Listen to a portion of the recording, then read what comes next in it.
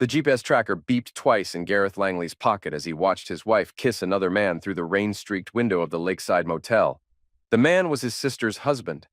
Gareth didn't move, didn't breathe, just stood there in the October drizzle, watching Rowena's hands tangle in Caleb Brenner's hair, the same way they used to tangle in his own. The same way they had 3 nights ago, when she'd whispered she loved him before falling asleep. The tracker had been in Caleb's Honda for 2 weeks. Gareth installed it after finding hotel receipts in his wife's purse. Receipts she claimed were for work conferences that didn't exist. He'd called the logistics company where she worked. No conferences, no business trips, just lies wrapped in her sweet smile and served with morning coffee. He pulled out his phone and took 17 pictures. The camera clicked softly in the rain. When Caleb's hands moved to the small of Rowena's back, Gareth finally turned away. He walked to his truck, climbed inside, and sat in perfect silence for 4 minutes. Then he drove home to make dinner for their 9-year-old son, Louis, who was waiting with homework spread across the kitchen table. "Where's Mom?" Louis asked, without looking up from his math worksheets. "Working late," Gareth said. "Pasta okay?" "Yeah." Gareth boiled water and opened a jar of marinara sauce. He helped Louis with fractions. He loaded the dishwasher. He read bedtime stories about talking animals and brave knights, all while the pictures on his phone burned like acid in his pocket. At midnight, Rowena came home with wet hair and guilt perfume. "How was your meeting?" Gareth asked from the couch. "Long. Boring." She kissed his forehead. "You're sweet for waiting up. Always do." She went upstairs. Gareth stayed on the couch until dawn, staring at the ceiling and making lists in his head. Lists of what he knew. Lists of what he needed to know. Lists of what came next. The water treatment plant hummed with familiar rhythms the next morning. Gareth checked chlorine levels and monitored filtration systems while his coworkers complained about overtime and vacation schedules. Normal Tuesday conversations that felt like they were happening underwater. "You look like hell," said Marcus, the senior operator. "Rowena keeping you up?" "Something like that." Gareth's phone buzzed. A text from his sister Maura. "Family dinner Sunday? Caleb's making his famous chili." He typed back, "Sounds good. Famous chili." Caleb Renner was famous for a lot of things in their small town near Rochester.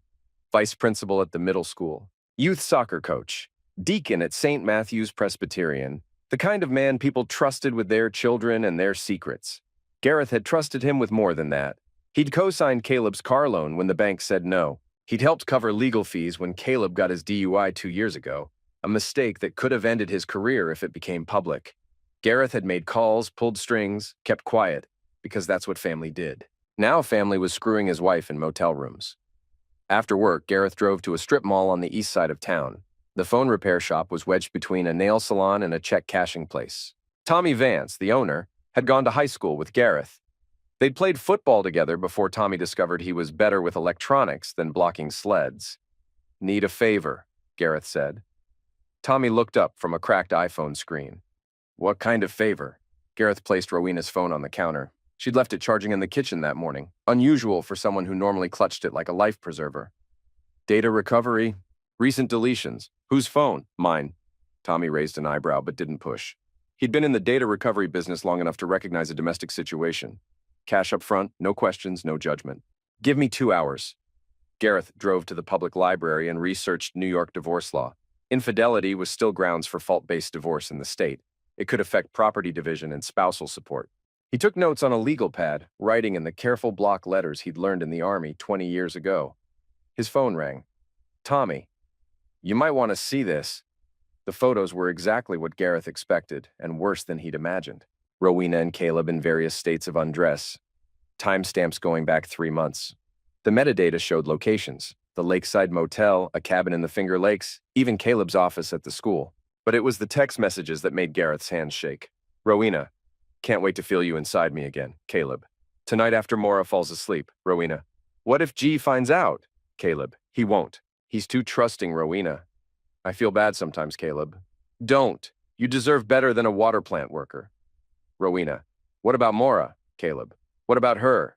Gareth read every message twice. Then he paid Tommy $500 cash and drove home with copies of everything stored on 3 separate flash drives. Rowena was in the kitchen, stirring something that smelled like chicken and herbs. She smiled when he walked in. "How was your day, honey?" "Fine. Yours. Busy. Had to drive to Buffalo for a supplier meeting. She reached up to kiss his cheek. But I'm glad to be home. Gareth kissed her back and tasted lies. That night, after Rowena fell asleep, Gareth went to the basement and opened his father's old toolbox. Beneath the wrenches and screwdrivers, he found what he was looking for. A small digital recorder his dad had used for union meetings. Still worked. He also found the .38 revolver his father had kept for home protection. Still loaded. Gareth held the Colt for a long time, feeling its weight before putting it back. This wasn't that kind of revenge. This was going to be slower, more complete. The next morning, he called in sick to work and drove to downtown Rochester. The law offices of Brennan and Associates occupied the third floor of a glass building overlooking the Genesee River. Sarah Brennan was a family law attorney who'd graduated from Syracuse the same year as Rowena. They'd been sorority sisters. I need to discuss divorce proceedings, Gareth told the receptionist. Do you have an appointment? No, but I have cash and evidence. That got him 30 minutes with Brennan herself. She was sharp-eyed and professional, with the kind of confidence that came from winning ugly cases. Infidelity is difficult to prove, she said after reviewing the photos and messages. But this is about as clear-cut as it gets. What are you looking for in terms of settlement? Everything. Be more specific. Gareth had been thinking about this for 3 days. Full custody of our son, the house, her portion of my retirement funds, and I want her to pay my legal fees. The custody request might be problematic if she fights it. She won't. How can you be sure? Gareth smiled for the first time in a week, because she doesn't know I know yet. Sunday dinner at Maura's house was a tradition going back 5 years. The kids played video games in the basement while the adults ate and talked about work and weather and local politics. Gareth had always enjoyed these evenings. The sense of family, the easy laughter, the way Caleb would tell stories about difficult students and helicopter parents. Tonight felt different. Every glance between Rowena and Caleb carried weight. Every casual touch was loaded with meaning. When Caleb complimented Rowena's sweater, she blushed like a teenager. Maura didn't seem to notice. She was busy chasing her 5-year-old daughter around the kitchen and talking about the school board election. Caleb's thinking about running for president next year, she said, wiping applesauce off her daughter's face. I think he'd be perfect. I bet he would, Rowena said. Gareth watched his wife watch her lover and felt something cold settle in his chest. It wasn't anger anymore. It was calculation. After dinner, Caleb offered to show Gareth his new workshop in the garage. They walked through the backyard in comfortable silence, their breath visible in the November air. You've been quiet tonight, Caleb said, flipping on the workshop lights. Everything okay? The workshop was impressive, professional-grade table saw, router, drill press, the kind of setup that costs serious money. Business is good? Gareth asked. What do you mean? The tools, the workshop. Vice principals don't usually make this kind of money. Caleb's smile tightened. Maura got a small inheritance from her aunt. We decided to invest in my woodworking. Another lie. Gareth had helped Maura with her taxes. There was no inheritance. That's nice, Gareth said. Family helping family. Exactly. They stood there looking at the tools. 2 men who'd shared Thanksgiving dinners and Super Bowl parties and Christmas mornings. 2 men who'd been friends for 15 years. I've been thinking about expanding the workshop, Caleb said. Maybe starting a small business, custom furniture. You know anyone who might be interested in investing? The audacity was breathtaking. Caleb was sleeping with his wife and asking for money in the same conversation. I'll keep my ears open, Gareth said. They walked back to the house. In the kitchen, Rowena was helping Maura load the dishwasher. She looked up when they entered, and Gareth saw her eyes dart between him and Caleb. We should get going, Rowena said. School night. On the drive home, she was unusually talkative. She chattered about Maura's new haircut and the gossip from her office, and a movie she wanted to see. Nervous energy disguised as normalcy. Did you and Caleb have a good talk? She asked. We talked about woodworking. That's nice. He's so talented with his hands. Gareth gripped the steering wheel tighter. The pregnancy test was positive. Gareth found it in the bathroom trash Tuesday morning, buried under tissues and cotton swabs.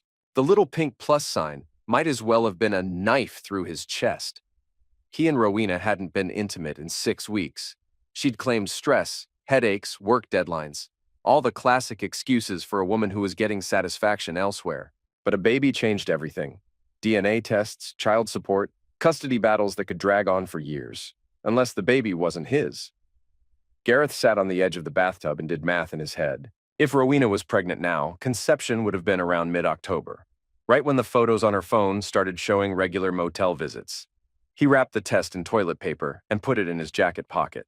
At work, he found himself staring at the water treatment controls without seeing them. The numbers and gauges blurred together while his mind calculated timelines and possibilities. Langley. Marcus was standing next to him, looking concerned. "You okay? You've been standing there for 10 minutes. "Sorry," distracted. "Maybe you should take some time off. You've got plenty of vacations saved up." "Maybe I will." That afternoon, Gareth drove to a private investigation office in Henrietta.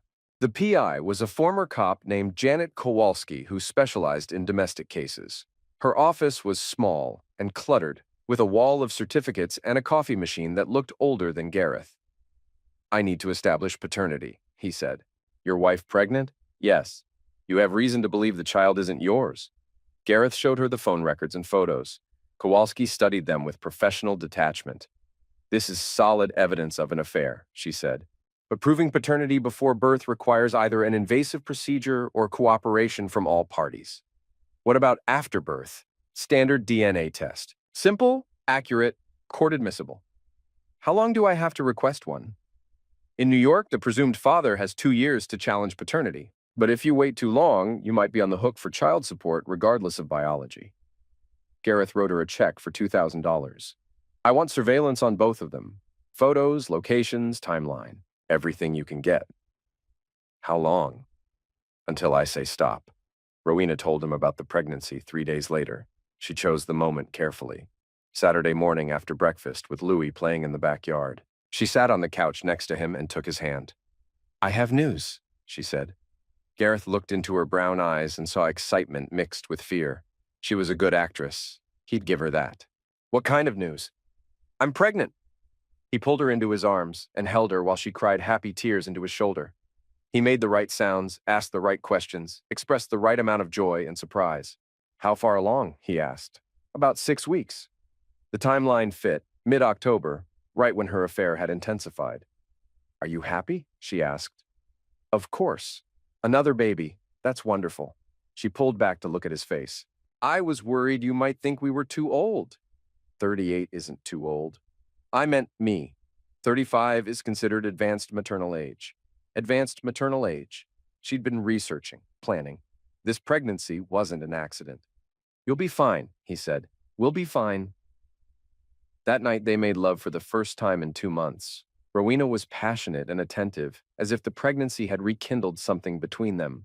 Gareth performed his part while his mind cataloged every lie she'd told, every betrayal she'd committed. Afterward, she fell asleep with her head on his chest. Gareth stared at the ceiling and planned her destruction. The surveillance photos arrived by email every few days. Rowena and Caleb at the Finger Lakes cabin. Rowena and Caleb at a restaurant in Canandaigua. Rowena and Caleb in the parking lot behind the school, her hands on his face, his hands on her pregnant belly. Gareth printed each photo and stored them in a folder labeled insurance papers in his desk drawer. He also opened a new bank account and began transferring money in small amounts. Not enough to trigger alerts, but enough to matter. The house was in both their names, but Gareth had inherited it from his mother. New York law protected inherited property from division and divorce, especially with evidence of infidelity. His retirement account was different. That would be split, unless he could prove Rowena's infidelity had caused financial damage. He could prove that. In December, Rowena started showing. Just a small bump that she hid under loose sweaters, but Gareth noticed. He also noticed how often she worked late, how frequently she had supplier meetings in other cities, how her phone was always face down on the table. The lies were getting more elaborate. She told him she was attending a weekend conference in Albany. Kowalski's surveillance showed her checking into the Lakeside Motel with Caleb on Friday afternoon and not leaving until Sunday morning. Gareth spent that weekend building a crib in the nursery. He painted the walls pale yellow gender neutral, Rowena had requested. He assembled the changing table and the rocking chair. He hung pictures of happy families and sleeping babies. When Rowena came home Sunday night, she found him reading assembly instructions for a mobile with dancing elephants. "You've been busy," she said. "Wanted to surprise you." She kissed him and told him he was the sweetest husband in the world. Then she went to shower off the smell of another man. Christmas dinner was at Gareth's house. Maura and Caleb brought their daughter and enough food for an army. Louis was excited about his new Nintendo Switch and spent most of the day teaching his 5-year-old cousin how to play Mario Kart. The adults sat around the living room, full of ham and wine and seasonal contentment. Rowena was 17 weeks pregnant and glowing with that particular radiance that made everyone smile and offer unsolicited advice. "You're carrying high," Maura observed. "I bet it's a girl." "We'll find out next month," Rowena said. "Have you picked names?" Caleb asked. The question hung in the air for a moment. Gareth watched his wife's face as she processed the loaded nature of the inquiry. "We're still discussing it," she said carefully. "I always like traditional names," Caleb continued. "Strong names with history." "Like Caleb?" Maura laughed. "You're not biased at all." "It's a good name," Rowena said quietly. Gareth excused himself to get more wine from the kitchen. Caleb followed a few minutes later, claiming he needed ice for his drink. They stood at the kitchen island, two men with the same secret pretending to care about ice cubes. "Rowena looks wonderful," Caleb said. "Pregnancy suits her. You must be excited. Another child." "Thrilled." Caleb opened the freezer and scooped ice into his glass. His hands were steady, but Gareth could see tension in his shoulders. "It's funny," Caleb said. "I've been thinking about having another baby too. Maura and I have been trying." "Is that right?" "A man wants to leave something behind, you know? A legacy?" Gareth smiled and felt it cut like broken glass. "Some legacies are worth more than others." They rejoined the others in the living room. For the rest of the evening, Gareth played the perfect host. He served dessert and coffee, helped with the dishes, hugged everyone goodbye. He watched Caleb kiss Rowena's cheek in farewell, a touch that lasted half a second too long, and said nothing. After everyone left, Rowena and Louis went to bed early. Gareth stayed downstairs, staring at the Christmas tree and making final plans. January was brutal, the kind of Western New York winter that reminded you why people moved to Florida. Snow fell almost daily, and the temperature stayed below freezing for 3 weeks straight. Rowena's morning sickness kicked in with a vengeance. She spent most mornings throwing up and most afternoons napping. Her evening work meetings became more frequent and longer in duration. Gareth took care of everything. He made breakfast and packed lunches. He helped Louis with homework and drove him to basketball practice. He did laundry and grocery shopping and housework. He played the devoted husband so convincingly that even he almost believed it. The 20-week ultrasound revealed a healthy baby girl. Rowena cried when she saw the image on the screen, her hands pressed to her mouth in wonder and joy. "She's perfect," she whispered. Gareth held her hand and agreed. The baby did look perfect. She also looked exactly like Caleb's daughter had at the same stage of development. That night, Rowena called Maura to share the news. Gareth listened from the kitchen as she described the ultrasound, the baby's strong heartbeat, how active she was.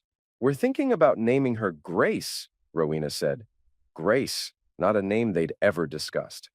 "Caleb suggested it," Rowena continued. "He said it means divine favor." Gareth gripped the kitchen counter until his knuckles went white. The next morning, he called in sick to work and drove to Buffalo. He spent 4 hours in the offices of Morrison, Klein, and Associates, the most aggressive family law firm in Western New York. Richard Klein was a shark in an expensive suit who had made his reputation destroying cheating spouses in court. His consultation fee was $500 for an hour. "You have excellent documentation," Klein said after reviewing the evidence. "Photos, text messages, financial records, witness statements from the private investigator. This is a prosecutor's dream. What can I expect? With infidelity this well documented, full custody of your son, the house, your retirement funds intact, and she pays your legal fees, possibly spousal support from her to you depending on income disparity. What about the baby? That's trickier. If paternity testing proves the child isn't yours, you have no financial responsibility. But if you don't challenge paternity immediately after birth, the court might consider you the presumed father regardless of biology. So I need to act fast. The moment that baby is born." Gareth wrote another check and drove home through blowing snow. He had everything he needed except one thing, the perfect moment for maximum destruction. The moment came in March. Rowena was 28 weeks pregnant and starting to waddle. She'd been working late 3 nights a week for the past month, always returning home with the smell of Zex and guilt perfume. Gareth had been tracking their movements through Kowalski's surveillance and the GPS tracker on Caleb's car. They had a routine now. Wednesday and Friday afternoons at the Lakeside Motel. Sunday mornings at the Finger Lakes cabin while Maura took her daughter to church. It was a Sunday morning when everything converged. Gareth was supposed to be at the hardware store buying materials for a backyard fence.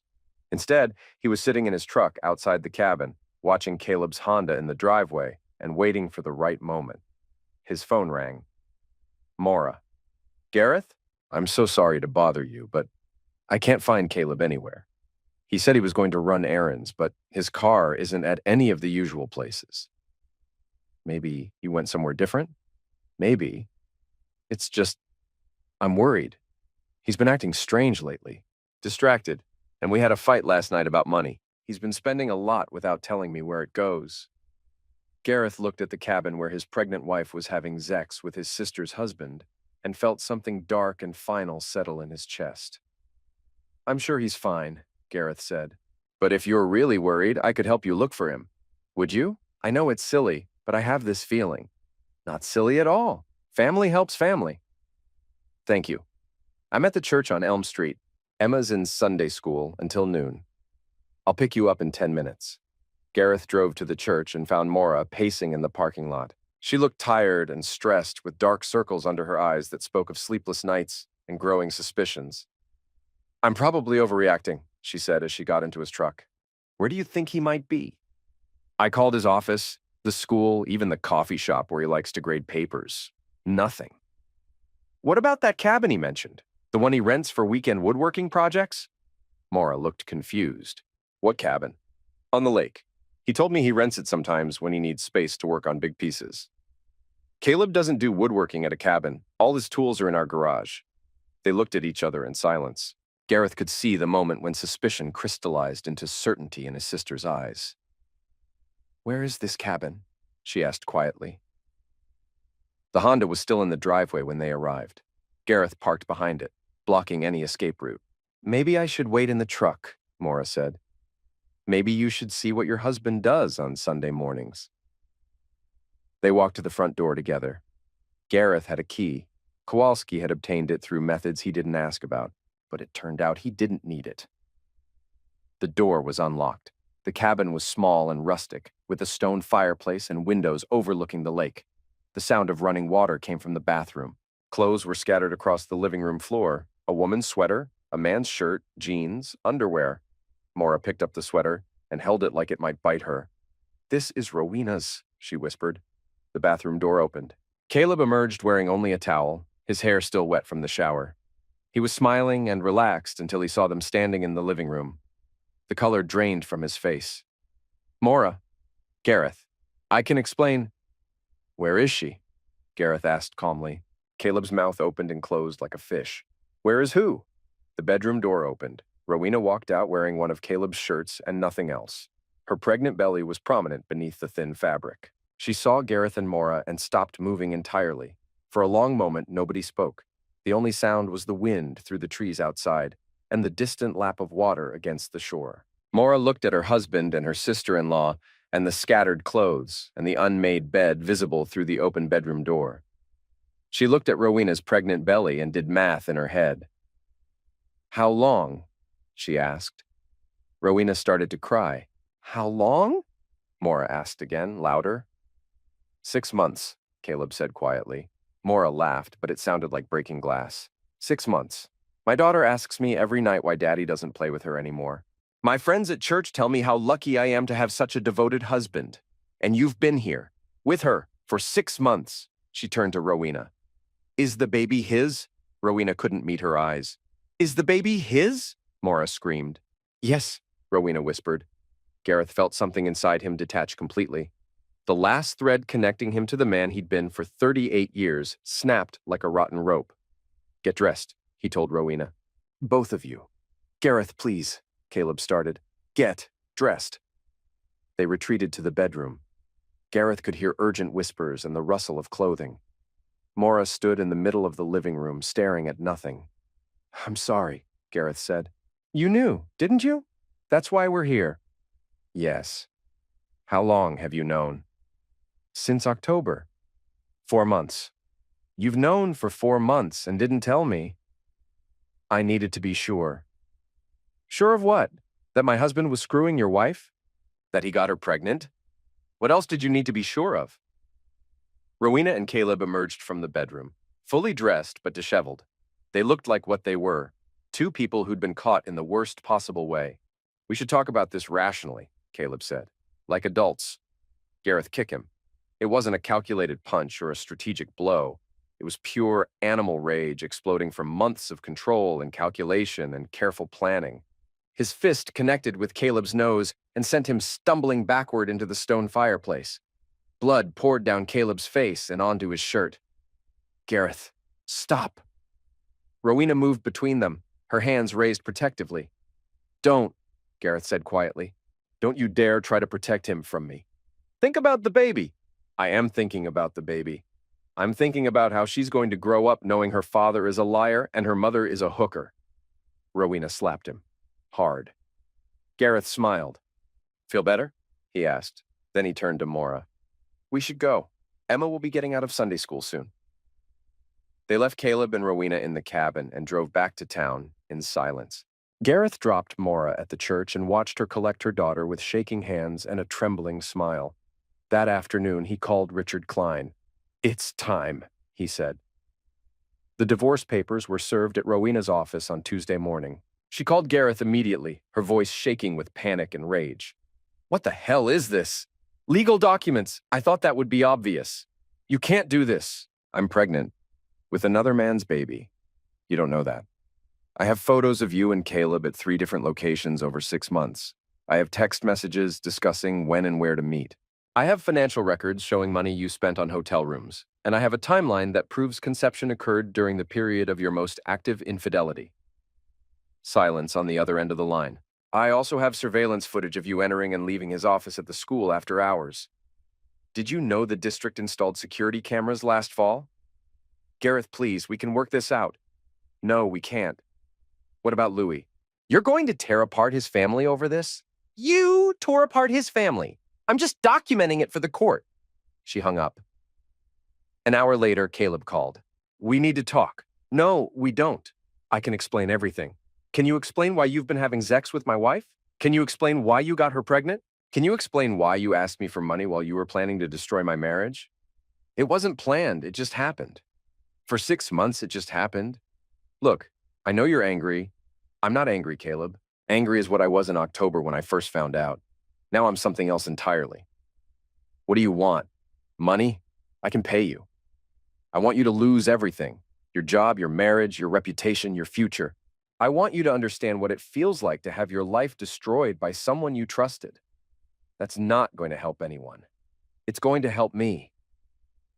Gareth hung up and called the school district's administrative office. I have information about inappropriate conduct by a staff member, he told the receptionist. The photographs were delivered to the school board president, the superintendent, and the head of the PTA simultaneously. Professional prints in manila envelopes, with typed summaries of dates, times, and locations. Caleb was suspended pending investigation within 24 hours. The story spread through town like wildfire. Small communities thrived on scandal, and this was better than most soap operas. The vice principal and the water plant worker's pregnant wife, secret meetings and motel rooms and family betrayal. Gareth went to work every day and endured the stares and whispers with professional composure. He checked chlorine levels and monitored filtration systems while his co-workers speculated about his marriage and his mental state. You holding up okay? Marcus asked. Fine. If you need time off, I'm fine. But he wasn't fine. He was something beyond fine, beyond anger, beyond hurt. He was methodical and relentless and completely focused on the systematic destruction of everyone who had betrayed him. The custody hearing was scheduled for May. Gareth's lawyer was confident about the outcome. With documented infidelity and a pregnancy that's almost certainly not yours, we should get everything you're asking for, Klein said. Full custody, the house, financial independence. She'll be lucky to get supervised visitation. What about criminal charges? For infidelity? New York doesn't prosecute that anymore. Not infidelity, fraud. She's been using our joint credit cards to pay for hotel rooms where she meets her lover. That's theft of marital assets. Klein smiled. That's creative. I like it. Gareth also filed complaints with the state education department and the district attorney's office. Caleb had used his position of authority to conduct an affair, violated his employment contract, and potentially committed crimes involving school property. The net was tightening. Rowena moved out in April. She packed her clothes and personal items while Gareth was at work, leaving only a note on the kitchen table. "I'm staying with my sister in Buffalo until the baby comes. I know you hate me, but please don't take it out on her. She's innocent in all this." Rowena Gareth crumpled the note and threw it away. Then he changed the locks and canceled her access to their joint accounts. That evening, Louis asked where his mother had gone. "She's staying somewhere else for a while," Gareth said. "Because of the baby? Because of choices she made? Is she coming back?" Gareth looked at his son, this serious, intelligent boy who was about to learn that the world was more complicated and cruel than 9-year-olds should have to understand. "No," he said. "She's not coming back." Louis nodded like he'd expected that answer. "Are you sad?" "I'm a lot of things. Sad is one of them. Me too." They ordered pizza and watched a movie about superheroes saving the world from an alien invasion. Simple problems with simple solutions. Good guys and bad guys and clear moral lines. At bedtime, Louis hugged him extra tight. "I'm glad you're still here, Dad.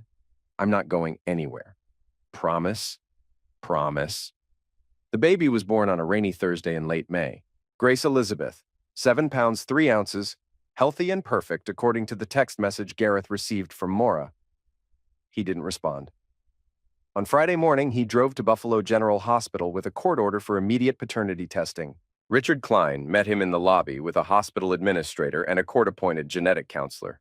"This is highly unusual," the administrator said. "The mother is refusing to cooperate." "She doesn't have a choice," Klein replied, showing the court order. Judge Morrison was very clear about the timeline requirements. They rode the elevator to the maternity ward in tense silence. Gareth could feel his heart hammering against his ribs, but his hands were steady. Everything depended on the next hour.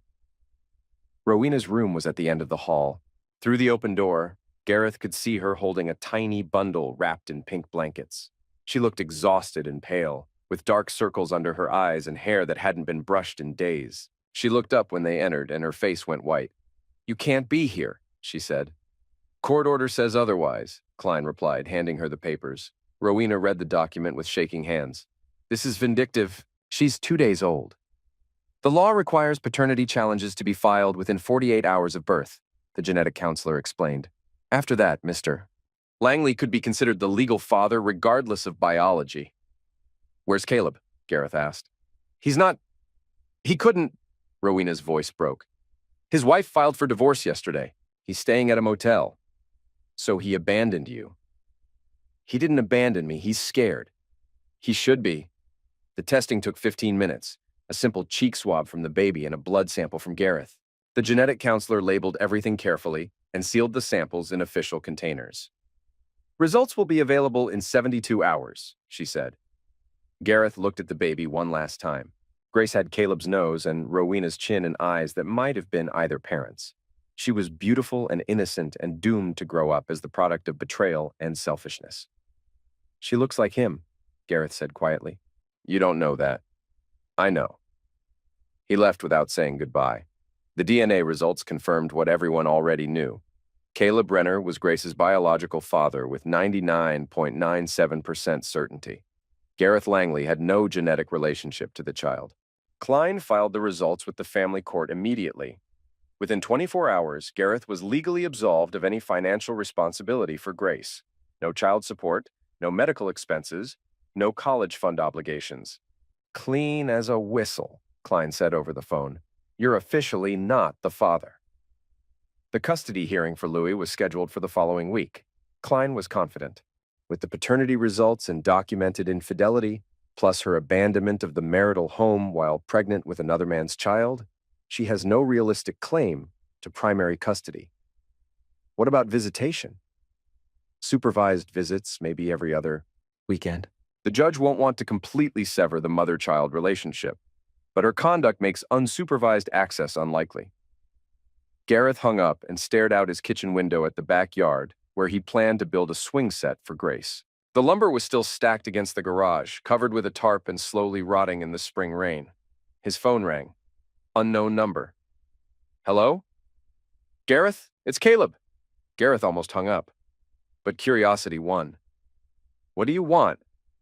To apologize, to explain, to see if we can work something out. Work what out? She's not doing well. The baby needs medical care, specialized formula. I lost my job and my insurance. Maura won't let me see Emma. I'm living in a Motel 6 and working at a gas station. Sounds like consequences. I know I hurt you. I know what we did was wrong, but Grace is innocent in all this. Grace isn't my problem. She could have been, if things had been different. Things weren't different. You made sure of that. I'm asking for help, as one father to another. You're not a father, Caleb. You're a seed donor who destroyed 2 families. Fathers take responsibility. Fathers protect their children. Fathers don't abandon pregnant women in hospital rooms. I didn't abandon her. I'm trying to figure out how to support them. Try harder. Gareth hung up. That evening, he drove past the Motel 6 on the east side of town. Caleb's Honda was parked outside room 127, looking dented and dirty. The once proud vice principal who'd lectured students about responsibility and character was living in a $40 a night room and pumping gas for minimum wage. It felt like justice. The custody hearing was a formality. Judge Morrison reviewed the evidence, the photographs, the text messages, the paternity results, the timeline of abandonment, and made his decision in less than an hour. Given the documented infidelity, the fraudulent paternity claim, and the respondent's abandonment of the marital home, and her son to pursue a relationship with her lover, I'm awarding full legal and physical custody of the minor child, Louis Langley, to the petitioner. Rowena sat next to her court-appointed attorney and wept silently. She'd lost weight since giving birth and looked fragile in her ill-fitting dress. The respondent will be granted supervised visitation every other Saturday from 10 a.m. to 4 p.m., pending successful completion of parenting classes and psychological evaluation. Your Honor, Rowena's attorney said, my client is a new mother dealing with postpartum issues. The supervised visitation requirement seems excessive. Your client committed infidelity, became pregnant by her lover, attempted to defraud my client into believing he was the father, and abandoned her son to live with her paramour. Supervised visitation is generous under the circumstances. Judge Morrison signed the order and handed it to the bailiff. Mr. Langley, you have full custody effective immediately. Mr. Langley, you have 14 days to arrange your first supervised visit through the court's Family Services office. Outside the courthouse, Rowena caught up with Gareth in the parking lot. Please, she said, don't take Louis away from me completely. I didn't take him away. You gave him up when you chose Caleb over your family. I made a mistake. People make mistakes. Mistakes are forgetting to buy milk or missing a school event. What you did was a choice. A series of choices over 6 months. I can't change what happened. No, you can't. But I can be a better mother going forward, if you give me a chance. Gareth looked at this woman he'd loved for 12 years. This woman who'd shared his bed and his hopes and his plans for the future. She looked smaller now, diminished by consequences and reality. You'll get your supervised visits, he said, every other Saturday. Don't miss them. And after that, if I complete the classes and the evaluation? We'll see. But they both knew there would be no after that. The trust was gone, the family was broken, and some things couldn't be repaired. Summer passed quietly. Gareth worked his shifts at the treatment plant and spent evenings with Louis. They went to baseball games and movies and the lake on weekends. Slowly, carefully, they rebuilt their life as a family of 2. Louis adapted with the resilience of children. He missed his mother, but didn't ask when she was coming home anymore. He attended his supervised visits without complaint, but never talked about them afterwards. How was your day with Mom? Gareth would ask. Okay, Louis would answer. And that was enough. Rowena looked more tired each time Gareth saw her at the Family Services office. The demands of caring for a newborn alone, working part-time at a retail job, and attending court-mandated classes were wearing her down. She'd moved into a small apartment in Buffalo with her sister, but Gareth knew from the divorce proceedings that her finances were stretched thin. Caleb had disappeared entirely. His gas station job had lasted 3 weeks before he was fired for showing up drunk. Maura had filed a restraining order after he'd tried to contact Emma at school. The last anyone had heard, he was living in a homeless shelter in Syracuse. Justice, it turned out, was a slow-moving but thorough process. In August, Gareth received a call from Janet Kowalski. Thought you should know, the private investigator said.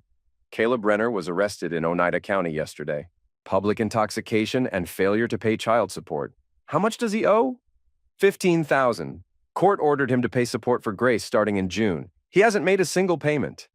Gareth felt a spike of satisfaction. What's his situation now? 60 days in county lockup. When he gets out, he still owes the money plus penalties. And if he doesn't pay then, it's back to jail. What about Rowena and the baby? State assistance, food stamps, WIC, Medicaid. She applied for everything available. After Kowalski hung up, Gareth sat in his kitchen and tried to feel something other than grim satisfaction. These were people he'd once cared about, people who'd shared his table and his holidays and his trust. Now, they were scattered and broken, dealing with consequences he'd helped engineer. He searched his conscience for regret and found none. That evening, he took Louis out for ice cream at the Dairy Queen near the lake. They sat at a picnic table and watched boats come and go while the sun set over the water.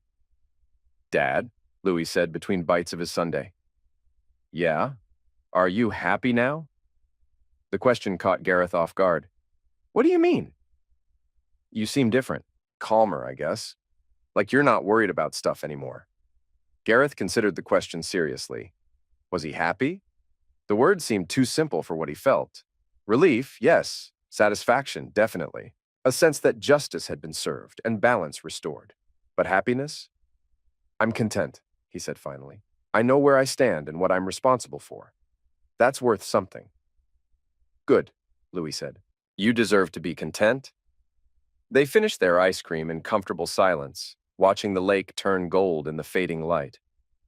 The final confrontation came in September. Gareth was leaving the grocery store with a week's worth of supplies when he saw a familiar figure pushing a shopping cart in the parking lot. Caleb looked 20 pounds thinner and 10 years older. His clothes were wrinkled and cheap, his hair longer than he'd worn it in years. Their eyes met across the asphalt. For a moment, neither man moved. Then Caleb began walking toward him with the deliberate pace of someone who'd been planning this conversation for months. Gareth, Caleb. They stood between their cars like gunfighters in an old western, measuring each other's intentions. "You look good," Caleb said. "Healthy. Prison food didn't agree with you. 60 days in county lockup for a debt I can't pay because I can't find work because you destroyed my reputation. I documented your behavior. You destroyed your own reputation." "Fair enough." Caleb shifted his weight, wincing slightly. "I'm not here to argue about who's to blame." "Then why are you here?" "To ask you to stop." "Stop what?" "Whatever you're planning next. I know you, Gareth. You're methodical, patient. You plan things through to the end. This isn't the end." Gareth loaded groceries into his truck while he considered his response. "What makes you think there's more?" "Because I'm still breathing." The words hung in the air between them. Gareth slammed his tailgate shut and turned to face Caleb directly. "You think I want to eliminate you? I think you want to destroy me completely. Passing would be quicker than what you've done so far. What I've done is hold you accountable for your choices by systematically dismantling every aspect of my life. My job, my marriage, my relationship with my daughter, my housing, my income, my freedom. That's not accountability, Gareth. That's revenge. Sometimes they're the same thing." Caleb laughed, but it sounded hollow.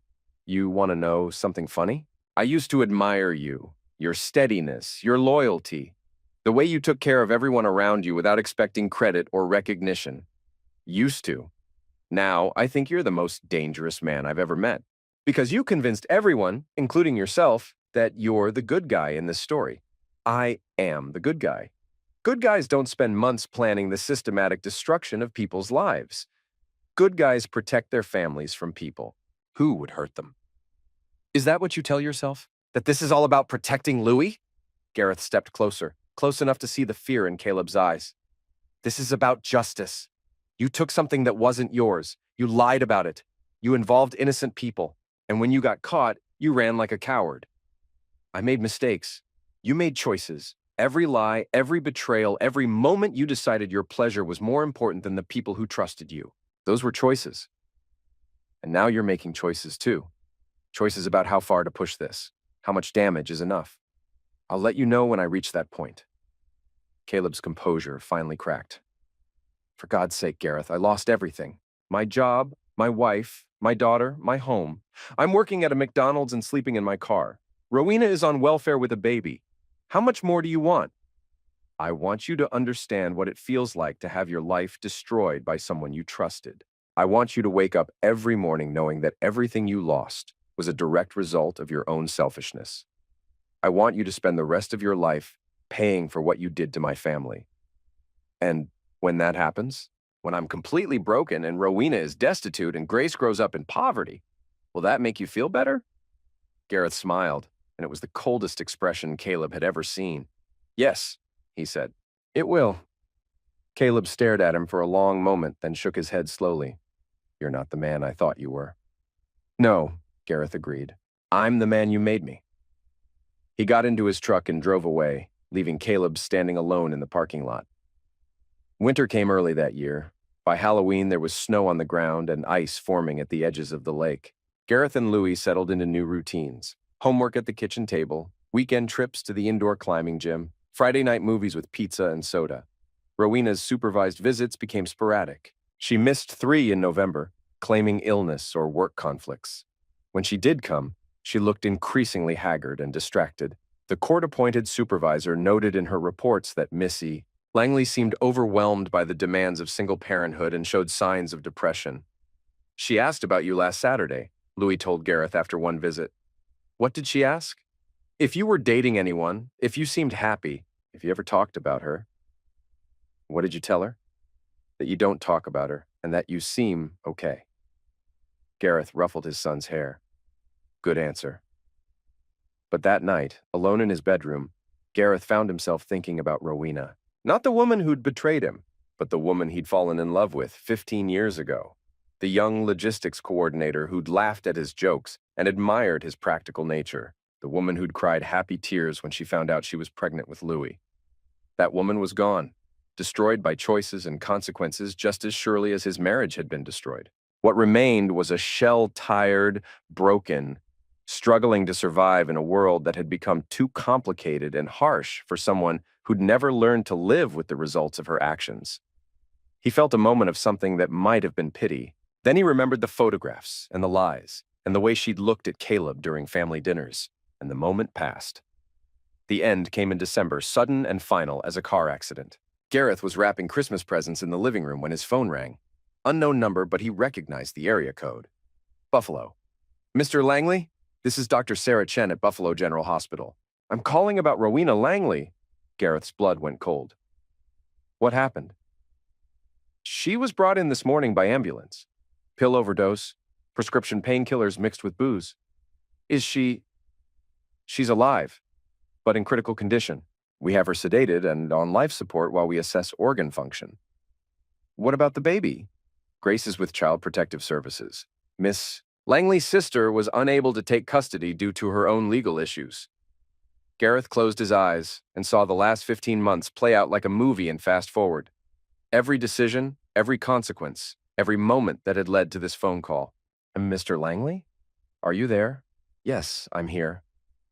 Miss Langley had you listed as her emergency contact. I know you're divorced, but I'll be there in an hour.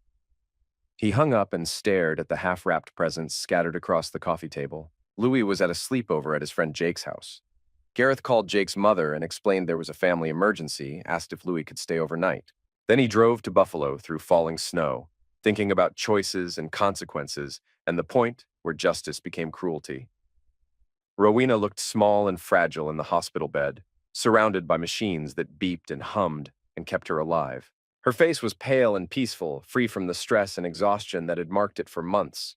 Dr. Chen was young and serious, with the kind of professional compassion that came from delivering bad news regularly. The overdose caused significant liver damage, she explained. We're monitoring kidney function as well. The next 48 hours will be critical. Was it intentional? Hard to say. She'd been prescribed pain medication for back problems related to carrying the baby. The booze suggests either poor judgment or deliberate intention. What happens to Grace if Miss Langley doesn't recover? CPS will place her in foster care pending a search for suitable relatives. The biological father is in jail, yes, and his parental rights may be terminated due to abandonment and failure to provide support. Gareth sat in the chair next to Rowena's bed and watched her breathe with mechanical assistance. This woman had been his wife for 12 years. She'd given birth to his son. She'd shared his bed and his dreams and his plans for the future. Now she was dying, alone except for machines and the ex-husband she'd betrayed. Her purse was on the bedside table. Inside, Gareth found her phone and wallet and a folded piece of paper. He unfolded it and found a letter in Rowena's handwriting. Gareth, I know you'll never forgive me for what I did to our family. I don't expect you to. I don't even forgive myself. I was selfish and stupid, and I hurt the people I was supposed to love most. I destroyed Louis's family and ruined your life and created a mess that can't be fixed. Grace deserves better than a mother who can barely take care of herself. She deserves better than growing up poor and ashamed, paying for mistakes she didn't make. I'm tired of fighting and failing and disappointing everyone. I'm tired of being the villain in everyone's story, including my own. Please don't let Louis remember me as the woman who left him. Let him remember the mother who loved him before I became someone else.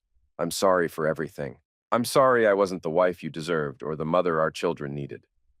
Rowena Gareth read the letter twice, then folded it carefully and put it back in her purse. He sat with her through the night, watching monitors and listening to machines breathe for her. Nurses came and went, checking vital signs and adjusting medications. Dr. Chen stopped by every few hours with updates that grew progressively grimmer. Dawn was breaking over Lake Erie when the machines started alarming. Nurses rushed in, followed by doctors, but there was nothing to be done.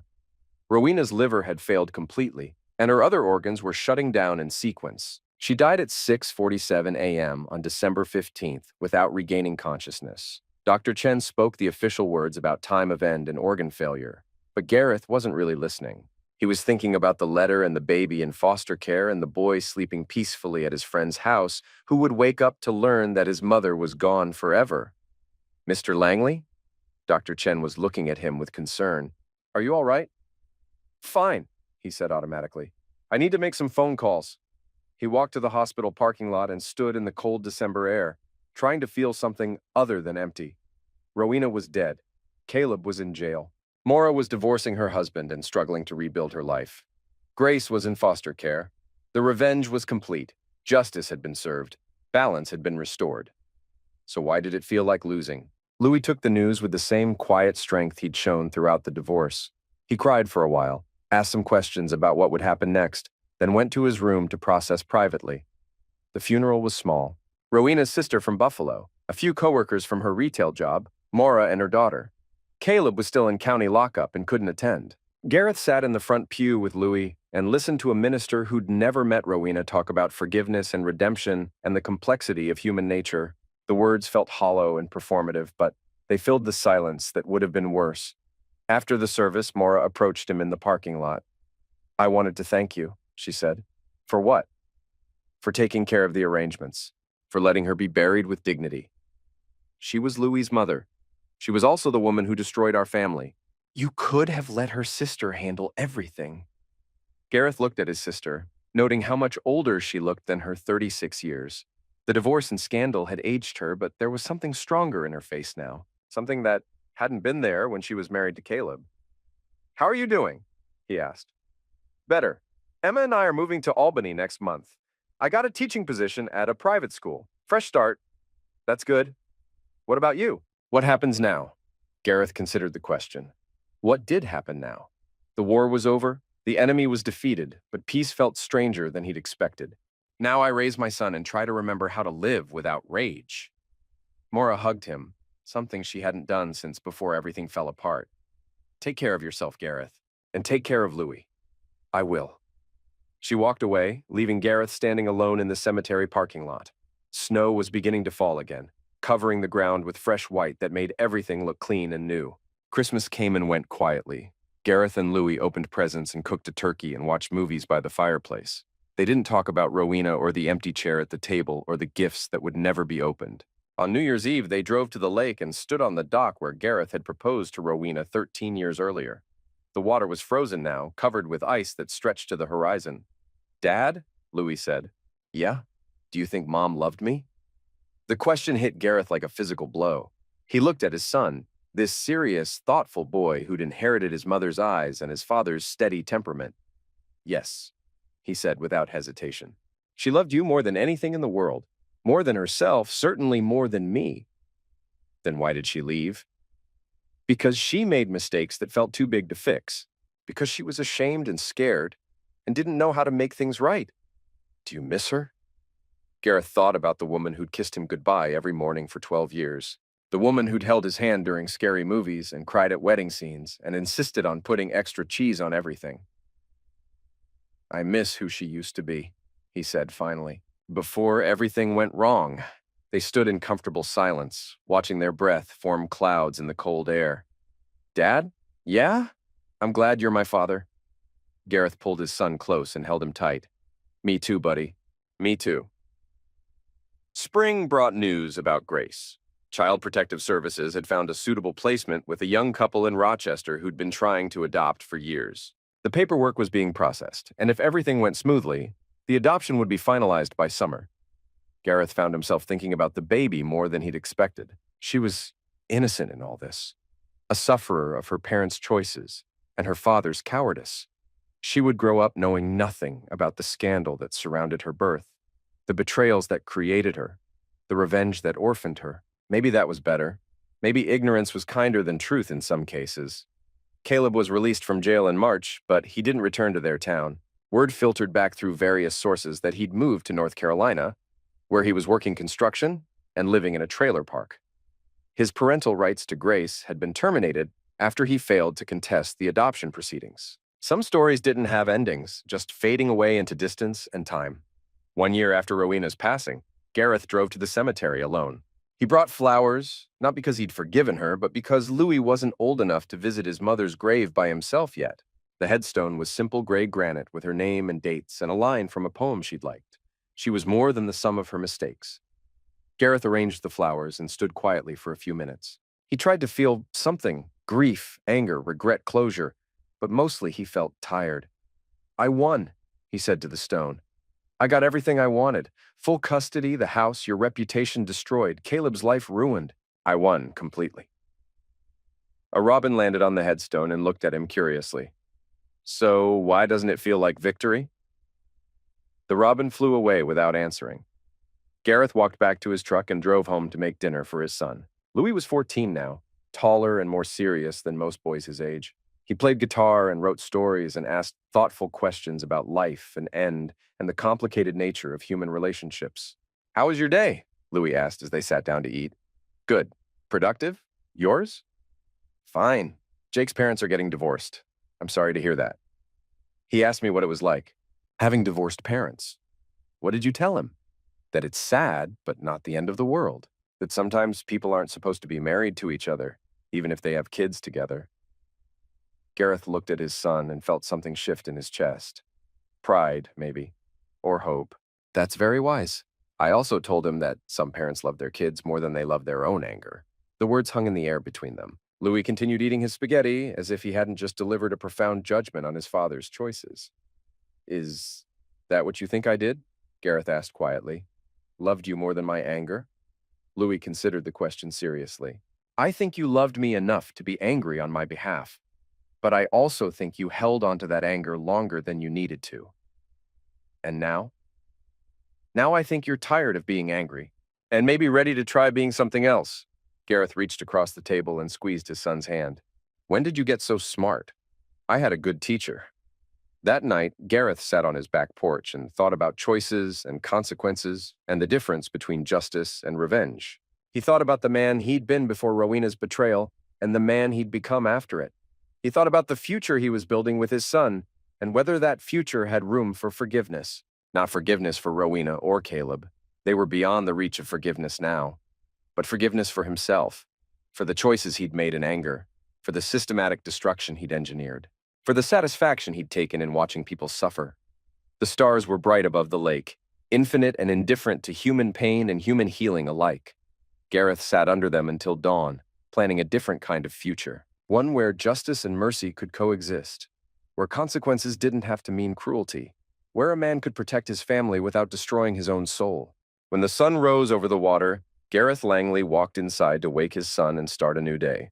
The old Gareth, the methodical, patient man who'd spent months planning perfect revenge, was gone. What remained was a father who'd learned the difference between winning and being right. And sometimes, that was enough.